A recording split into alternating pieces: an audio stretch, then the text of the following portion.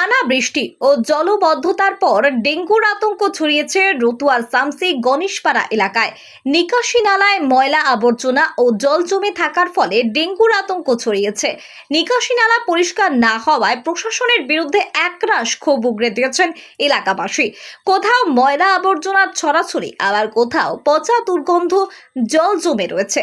শামসি এলাকার একাধিক জায়গায় একই ছবি। স্থানীয় বাসিন্দা শ্রাবন্তী চক্রবর্তী তিনি বলছেন, আমাদের বাড়ির সামনে রাস্তার ধারে নিকাশি নালা রয়েছে। সেই নিকাশি নালায় দীর্ঘদিন ধরে বৃষ্টির জমা জল ও আবর্জনা জমে রয়েছে। জমা জলে মশার উপদ্রব বেড়েছে। সামান্য বৃষ্টি হলেই নিকাশি নালার আবর্জনা যুক্ত জমা জল আমাদের ঘরের ভিতরে প্রবেশ করেছে, ফলে ডেঙ্গির আশঙ্কা দেখা দিয়েছে। বাড়িতে রয়েছে ছোট ছোট বাচ্চা।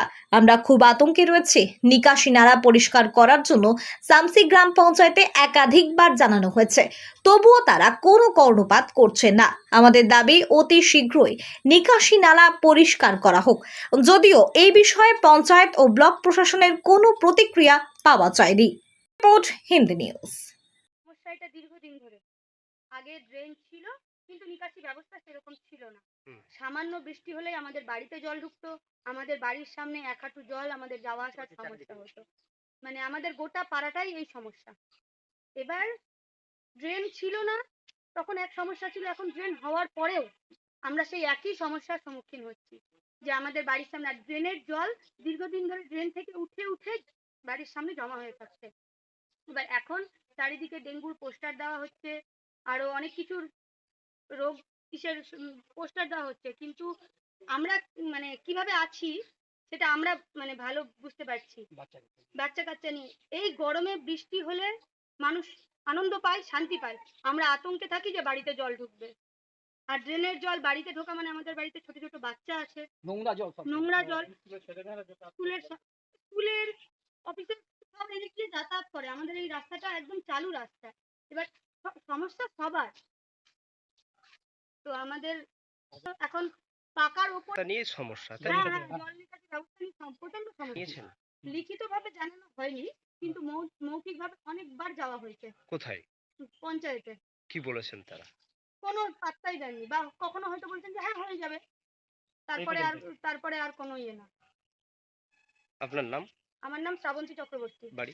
বাড়ি গণেশপাড়া। বিনোদিনী পল্লীর 30 থেকে 40টা পরিবার, প্রায় 500 লোক, এবং এই রাস্তা দিয়ে প্রতিদিন হাজার লোকের যাতায়াত। আমরা বহুদিন ধরে এই রাস্তার ড্রেনের জন্য আবেদন করেছি, কারণ আমাদেরকে জলাজলের মধ্যেই বসবাস করতে হচ্ছিল। এবং ভয়ের ব্যাপার হচ্ছে যে আপনারা দেখছেন চারিদিকে ডেঙ্গির নিয়ে প্রচার চলছে। এই জমা জলে মশার আতঙ্ক তৈরি হচ্ছে। আমরা প্রচণ্ড আতঙ্কের মধ্যে বসবাস করছি। রিসেন্ট আমাদের ড্রেন হওয়া সত্ত্বেও কিন্তু এখান থেকে জল নিকাশির ব্যবস্থা সুষ্ঠুভাবে হচ্ছে না। জমা জলে মশার প্রকোপ বাড়ছে, ডেঙ্গির আশঙ্কা তৈরি হচ্ছে।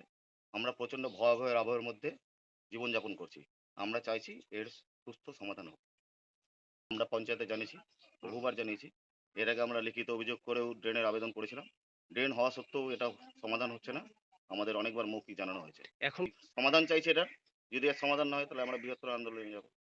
আপনার নাম? দেবাশিস পাল, বিনোদিনী পল্লী, শামসি।